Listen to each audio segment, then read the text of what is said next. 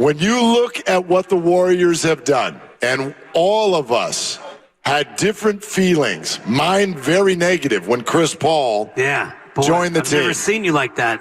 But this team was an old team, and they got older. Oh, I love it. So, in your heart of hearts, do you really believe that this is a true championship contender this year or not? I mean, I don't want to borrow from slogans gone by, but not only do I believe, we believe! Yeah! Yeah! And I'm not just playing to the audience. Not at all. Okay, not even not one at all. bit. Not at all. It would have been fun if you were like, no. Yeah, exactly. Not really. Not into it. I said this a couple months ago when the whole thing went down about Chris Paul, and I do believe that this is the only scenario where they can win a championship. And I know it's always health, the big question about health, but if this group is healthy in April, I do think that they can win a championship. That to me is not pandering. Yep. It's not homerism. I feel it. It's keeping it real. It is a bit of a long shot, though, to think that a 38-year-old Chris Paul, who will be 39, who always seems to be hurt in April, that he'll be healthy. Andrew Wiggins missed half a year. Can he be healthy? And I know that it wasn't physical. It was outside of the purview of basketball. But you're asking Klay at 34 to be healthy and Steph at 35 to stay healthy. And he's had his moments slipping on Lake Montejunas famously and getting a grade 2 MCL. And you need Draymond, who gets ice every time he comes off the floor. You're expecting him to be healthy. So I do think it's a bigger ask than, if they're healthy, they'll be fine. If they're healthy, I think that they're going to be a tough out. Quick reminder that we're sponsored by Lucky California. It's Willard and Dibs for 23 more minutes, and then the gang all jumps in here, and we do the full-blown Warrior Summit, and we absolutely cannot wait to talk all of this out with you, and we thank you for listening or being here today at Fieldwork Brewing Company in San Leandro. I'll tell you what has really kind of spoken to me with regard to this Chris Paul acquisition, because when I first saw it, you're like, gosh, I can't do this. I can't wrap my head around the idea of Chris Paul being with the team. And then sort of the PR of it all starts to take over, where the Warriors are like, no, this is exactly what we need. Even though they also admit that a big part of it was the finances. Like, let's just be honest here. Yeah. The fact Just that keep it real, Mark. I'm going to keep it real. The fact that they can get out of the Chris Paul deal at the end of this year, as opposed to Jordan Poole having 4 more years, is a very, very big part of this maneuver. There's no doubt. But what I've noticed and what has made me come around a little bit is not the words, it's the actions. Because as the old saying goes, the actions speak so much louder than words. What I don't think you can fake is the way the Warriors feel about this Chris Paul addition. I feel like it's genuine when I watch and listen to the things now that Steph and Klay and Draymond and Steve Kerr with us earlier in the week, when they say what they are feeling and what they see right now in practice. It feels genuine to me. It almost feels like even they're surprised. Right. Like pleasantly surprised that it is vibing the way that it is. And to me, that's important. We know how good the basketball players are, but the vibe is what killed last season. No doubt. The off the court is what killed last season. That's got to be on point, and they look like they're vibing. Yeah, the vibe has been great early on, and it's only preseason and it's practices, but the whole idea of Chris Paul and what we know about Chris Paul, the villain, Chris Paul, the opponent, and Chris Paul, the pitchman, and Chris Paul, a guy who may or may not have led his teammates through a secret tunnel to try to fight with an opponent after a game, and all the other things, and things you know from your time in LA, and things we've heard and all the rest of it, and yet he comes here, and after the you coaching response, once he got here, media day, in practice, volunteered to be a part of the San Quentin contingency, and all the other things he's done. Not only has he had no missteps, he has gone out of his way to integrate himself into the culture. And I think that when it comes time to him coming off the bench, he'll take an additional step in, I don't know if he'll volunteer to come off the bench, but I don't think that's going to be a problem when that comes up. All right, so how was Joe Lacob's experience compared to ours when Chris Paul arrived? Because while I'm sure he was in on all these conversations, he's also not the one necessarily conducting these trades. So, Grandy, give us AB16 right off the top. Joe Lacob's reaction when the Warriors traded for Chris Paul. Sort of my first reaction to it was, huh? Just like you, like most people. But it sat with me for a week or two. We were discussing it. We had different options we were looking at. And then it really became a potential idea when he was traded to Washington. He wasn't going to stay there. And we just thought about it, and we just said, this kind of makes sense. Yeah. So it at first, just like you, I was sort of questioning it. And I have a lot of co-owners, friends and whatever, to this day, they come up to me and say, really? Chris Paul? Yeah. They get upset. And the truth is, I think they're all going to be won over. Well, he's a fan, Mark. I'm not going to say count me among them yet, but the openness to this whole thing has obviously changed for almost every Warrior fan I know. On draft night, when this discussion was ongoing, and then right around that time when it actually happened, there was a ton of resistance from this fan base.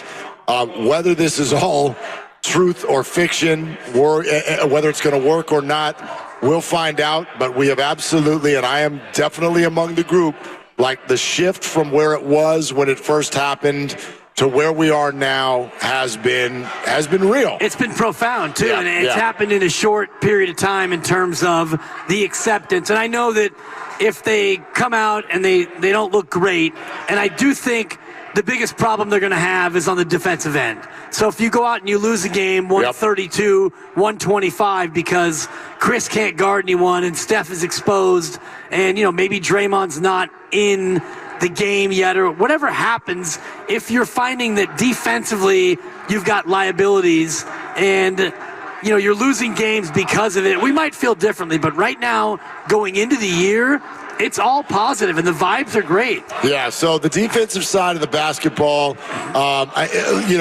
it's one of those moves where people will turn on you quickly if it doesn't work. Right. There's no doubt. We're going to go right back to, it's almost the Chris Paul thing to a degree is almost like the Brock Purdy thing in one respect. There's resistance to the idea at first. There were so many Trey Lance fans, and people were like, wait, really? You're going to use Mr. Irrelevant and just tell us that that's going to work? Right. And then you're sort of wooed by it, but then if it turns around and doesn't work, you're going to go right back to guns and be like, come on, Shanahan, what on earth were you thinking here? I do think the same exists here. You've convinced Warrior Nation that Chris Paul was a good idea. If it doesn't work, then all of that history of disliking Chris Paul is going to come right back at the Warrior organization. So there's a lot of risk here. Poole's averaging 28 a night in Washington. No doubt. And I do think that's an interesting piece of what you're saying, Mark, because if Chris Paul is either injured or ineffective or both, and Jordan Poole's out there putting up 40 burgers and 50 pieces, or is it a 50 burger and a 40 piece? I can't remember which way we went. I think it was a 50 burger and a 40 piece. Right, so either way, burger's more special than piece. Pieces and burgers, if they're happening in our nation's capital, we're going to feel differently if CP3 is unable to go out there and do what he needs to do. All right, the functional question, though, that is on the minds of every Warrior fan right now is not just this season, but beyond. And do these three careers that we've watched from beginning till now, do they end in a Warrior uniform? This was an important conversation they had with owner Joe Lacob this morning with regard to his level of importance that he puts on Dre, Klay, and Steph retiring as Warriors. So this is AB23, Grandy. Here's what Joe Lacob had to say. But I will say it's really important to me to have the continuity, all right, to have the continuity and to have these guys retire as Warriors would be such an amazing thing to have happen. Steph, Klay, Draymond, the three most highly tenured players in the league, 1, 2, and 3, I believe right now. I'm very proud of that. Very, and we should all be proud of that. And by the way, that's when I grew up, that was important to have. You knew that these guys were your guys. Yep. They were your team. They were always with the team. There wasn't free agency and all that stuff. Now, the world's changed. We all understand that. And business realities do enter into it sometimes. But look, I would love, more than anything, to keep those three guys here through the entirety of their career. And we're going to try to do that. I tell you what, there's something in there that is so important. It's so important. I mean, he can give the whole like, oh, it would be great, and it's really important to me, obviously. But do you hear when he goes back to when he was a young NBA fan? Yeah. And he says, you used to watch NBA games, and it mattered that these were your guys. I would love to clip what Joe Lacob just said there and drive it across the parking lot to Oracle Park and show the San Francisco Giants why they are upsetting everybody so much, because it feels like nobody on that team is, quote unquote, your guys. And so I don't know if this is going to happen, but to me, I'm comforted that Lacob is looking at it that way, because it goes to what you just said 10 minutes ago. I'm with you.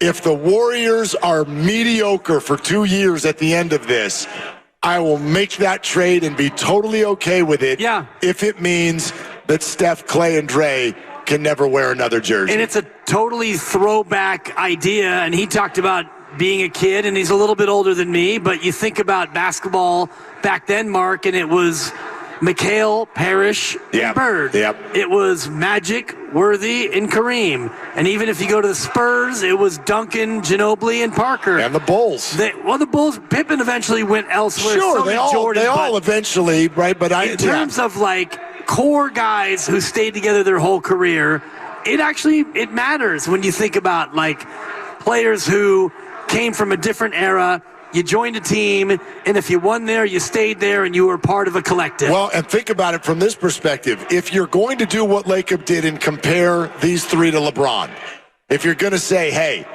we need to get them 5 because LeBron only has 4, what better way to sort of put out your anti-LeBronism, if you will, than to do it only in one uniform?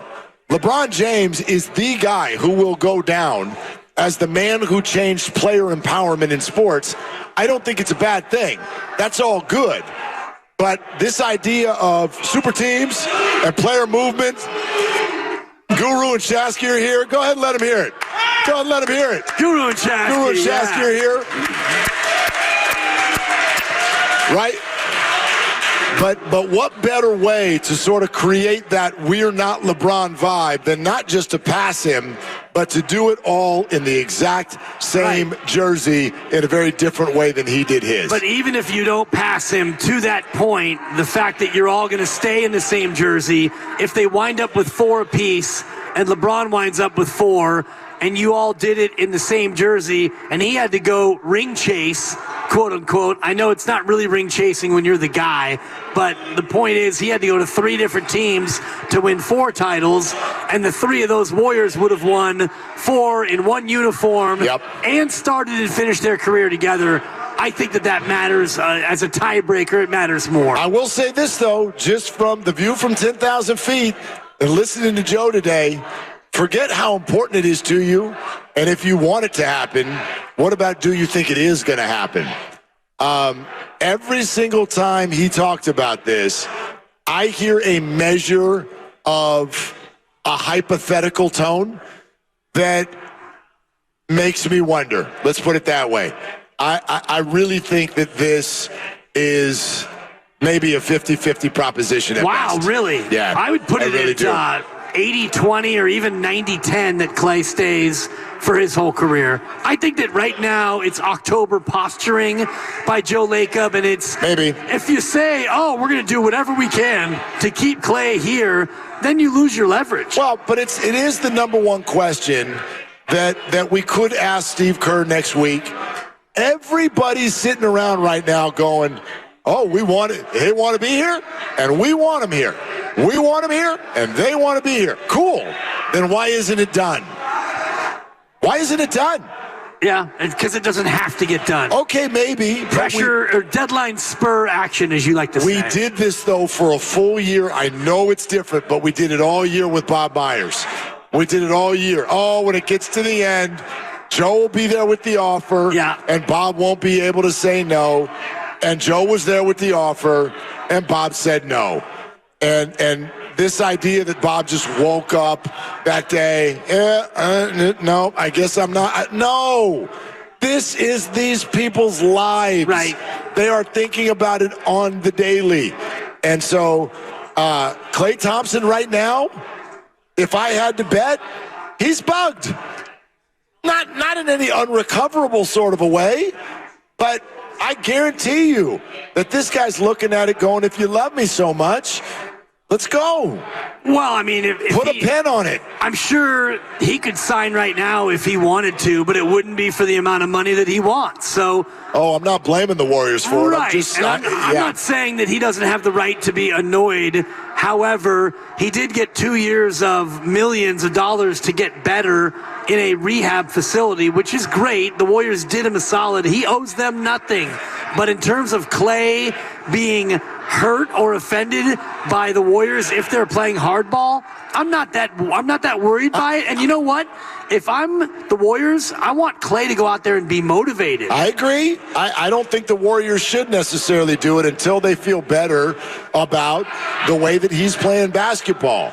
He came out publicly already in these last few weeks and said that he was basically shot at the end of the year, and he watched it on tape, and he hated the way it looked, and all of the not shooting last offseason, and all of that stuff boils over to a point where there are now questions, and you got to go answer them. But I hear in their voices something a little different this time around. I never, ever believed that Draymond Green was going anywhere. The Klay Thompson situation and the Steve Kerr situation are different. And if you do start the season, you're right, you may get a better view of what someone's worth. Doesn't mean they're going to see it the same way. Right. And there's all kinds of, if he's going to talk about, hey, this is not under our control. Well, if Klay Thompson comes out, starts scoring 27 a game for the first month of the season, well, now it's even more out of your control. It may get more expensive, not less expensive. Right. Well, ultimately, it's out of your control anyway in terms of he's a free agent. So if he wants to go be a free agent, he can go out in the market and be a free agent. So the control aspect is a two-way street. If Klay goes out and doesn't play well, his value most likely goes down, and then the Warriors probably have a better chance to retain him at a lower price. It's all a little bit of a push and pull. I think about Klay Thompson in terms of what motivates him, and if he goes into the final year of a deal and that motivates him to be in better shape, which he is, to play better, and not that he's not playing hard, but if you get the best Klay you can possibly get, because you're not holding the deal over his head, but if he's waiting on a contract, he's going to be motivated to go out there and earn it. The more I think about it, the key to the whole thing, maybe on the court and off, is Jonathan Kuminga. The young fella's only 21 years old, but they're going to need someone with youthful legs to step forward and play a role that allows them to keep all these guys together, because if they don't have that, then you're not mediocre in their last few years. You're awful. Yeah. And that's something that I don't think this franchise is willing to do that.